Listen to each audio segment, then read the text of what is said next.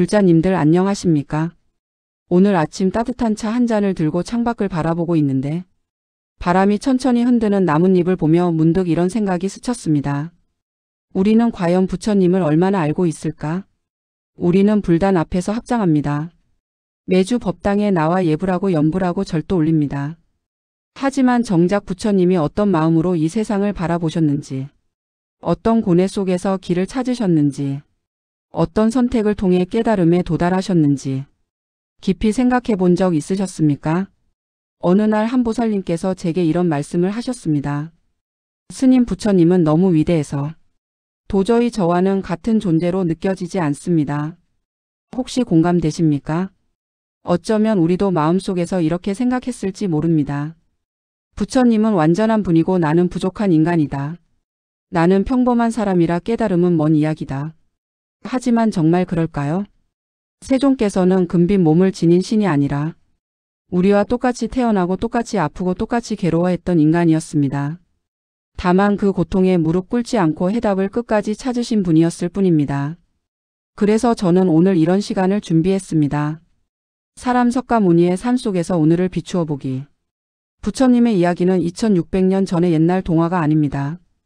지금 우리가 겪고 있는 고민, 외로움, 노년의 불안, 건강 문제, 가족 갈등, 마음의 공허함, 이 모든 것과 놀라울 만큼 닮아 있습니다. 부처님의 생애는 바로 우리 인생의 거울입니다. 오늘 함께 나누려는 4가지 이야기는 우리 삶에 직접 적용할 수 있는 실제적인 지혜입니다. 1. 물질적 풍요 속의 공허함. 석가모니 부처님은 정반왕의 아들로 태어나셨습니다. 왕궁에서 가장 귀하게 자라셨고 계절마다 다른 궁전에서 최고의 음식과 옷으로 대접받았습니다. 원한다면 무엇이든 가질 수 있었던 삶. 남들이 보기에 완벽한 인생. 하지만 부처님은 젊은 나이에 이미 깨달으셨습니다. 이 모든 것은 영원하지 않다. 겉으로는 화려해도 마음은 허전하다. 법화경의 말씀처럼 모든 유의법은 꿈과 같고 거품과 같고 그림자와 같으니 우리 현실은 어떻습니까? 스마트폰 하나로 무엇이든 손에 넣을 수 있는 시대. 그런데 왜 사람들은 점점 더 마음이 외롭고 불안할까요? 왜 우울증과 불면증이 늘어나고 왜 노년의 삶은 점점 더 텅 빈 것처럼 느껴질까요? 특히 자녀들이 떠난 뒤 갑자기 느껴지는 거대한 공허함. 평생 가족을 위해 달려왔는데 이제 나는 무엇으로 살아야 하는가? 이 질문을 가슴속에 품고 계신 분들 적지 않습니다. 부처님이 보여주신 답은 명확합니다. 행복은 많이 가지는 데서 오는 것이 아니라 집착을 내려놓을 때 시작된다. 2. 4가지 성문 나들이 생로병사의 직면. 부처님은 세상을 직접 보고자 궁궐 밖으로 나가셨습니다. 첫 번째 늙은 이를 보고 충격을 받으셨습니다. 두 번째 병든 이를 보고 고통을 보셨습니다. 세 번째 죽음의 현실을 마주하셨습니다. 마지막 평온한 수행자를 보았습니다. 그리고 결심하셨습니다. 이 고통의 원인이 무엇인지 반드시 찾겠다. 지금 이 순간 우리 불자님들은 어떤 길 위에 계십니까? 젊을 때보다 건강은 약해지고 기억력은 점점 흐려지고 주변에 소중했던 이들이 하나둘 떠나갑니다. 두려움이 생기고 마음이 흔들리고 때때로 삶이 무의미하게 느껴질 때도 있습니다. 부처님은 말씀하셨습니다. 고통을 피하려 하지 말고 고통 속에서 진리를 보라. 늙음은 겸손을, 병은 생명의 소중함을, 죽음은 삶의 참된 의미를 가르칩니다. 3. 극한의 고행과 중도의 깨달음. 부처님은 6년 동안 극심한 고행을 하셨습니다. 하루에 참깨 한 알쌀 한 알. 뼈에 가죽만 남고 기절과 죽음의 경계까지 갔습니다. 그리고 마침내 깨달으셨습니다. 고통만으로는 깨달음을 얻을 수 없다. 지나친 고행도 지나친 쾌락도 모두 길이 아니다. 우리는 어떻습니까? 잘해보려고 너무 무리하고 지키려고 너무 집착하다가 오히려 스스로를 잃어버리지는 않습니까? 중도 균형이 진짜 지혜입니다. 하루 10분 명상, 하루 10분 감사, 하루 10분 돌아보기. 이 작은 실천이 큰 변화를 만듭니다. 4. 깨달음 이후에 자비 조건 없는 사랑. 깨달음을 얻으신 후 부처님은 세상으로 돌아오셨습니다. 그리고 45년간 단 한 번도 쉬지 않고 설법하셨습니다. 심지어 살인자 앙굴리말라조차 부처님의 자비 앞에서 무릎을 꿇었습니다. 그 사랑에는 조건도 판단도 없었습니다. 지금 우리의 사회는 어떤가요? 정치로 싸우고, 세대 차이로 갈등하고, 가족끼리 마음을 닫습니다. 바로 이때 필요한 것이 부처님의 자비입니다. 작은 미소, 따뜻한 말 한마디, 자리 양보, 어려운 이웃에게 전하는 도움. 그것이 세상을 밝힙니다. 마무리하며 부처님의 삶에는 4가지 큰 가르침이 있습니다. 집착을 놓을 때 비로소 행복이 시작됩니다. 고통을 통해 지혜가 열립니다. 극단을 떠나 중도의 균형을 찾으십시오. 조건 없는 자비가 삶을 빛나게 합니다. 불자님들, 오늘의 말씀이 마음속에 작은 등불 하나 켤 수 있기를 바랍니다. 모든 중생이 고통에서 벗어나 참된 행복을 누리기를 발언합니다. 나무아미타불 관세음보살. 불자님들 안녕하십니까? 오늘 아침 따뜻한 차 한 잔을 들고 창밖을 바라보고 있는데 바람이 천천히 흔드는 나뭇잎을 보며 문득 이런 생각이 스쳤습니다. 우리는 과연 부처님을 얼마나 알고 있을까? 우리는 불단 앞에서 합장합니다. 매주 법당에 나와 예불하고 연불하고 절도 올립니다. 하지만 정작 부처님이 어떤 마음으로 이 세상을 바라보셨는지, 어떤 고뇌 속에서 길을 찾으셨는지, 어떤 선택을 통해 깨달음에 도달하셨는지 깊이 생각해 본 적 있으셨습니까? 어느 날 한 보살님께서 제게 이런 말씀을 하셨습니다. 스님, 부처님은 너무 위대해서 도저히 저와는 같은 존재로 느껴지지 않습니다. 혹시 공감되십니까? 어쩌면 우리도 마음속에서 이렇게 생각했을지 모릅니다. 부처님은 완전한 분이고 나는 부족한 인간이다. 나는 평범한 사람이라 깨달음은 먼 이야기다. 하지만 정말 그럴까요? 세종께서는 금빛 몸을 지닌 신이 아니라 우리와 똑같이 태어나고 똑같이 아프고 똑같이 괴로워했던 인간이었습니다.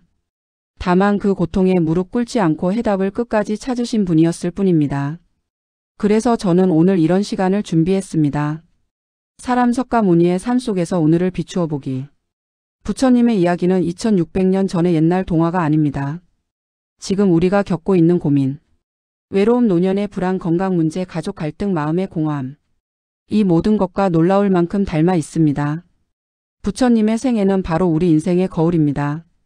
오늘 함께 나누려는 4가지 이야기는 우리 삶에 직접 적용할 수 있는 실제적인 지혜입니다. 1. 물질적 풍요 속의 공허함. 석가모니 부처님은 정반왕의 아들로 태어나셨습니다.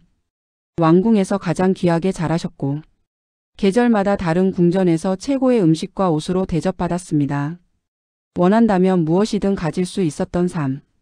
남들이 보기에 완벽한 인생. 하지만 부처님은 젊은 나이에 이미 깨달으셨습니다. 이 모든 것은 영원하지 않다. 겉으로는 화려해도 마음은 허전하다. 법화경의 말씀처럼 모든 유의법은 꿈과 같고 거품과 같고 그림자와 같으니 우리 현실은 어떻습니까? 스마트폰 하나로 무엇이든 손에 넣을 수 있는 시대. 그런데 왜 사람들은 점점 더 마음이 외롭고 불안할까요? 왜 우울증과 불면증이 늘어나고 왜 노년의 삶은 점점 더 텅 빈 것처럼 느껴질까요?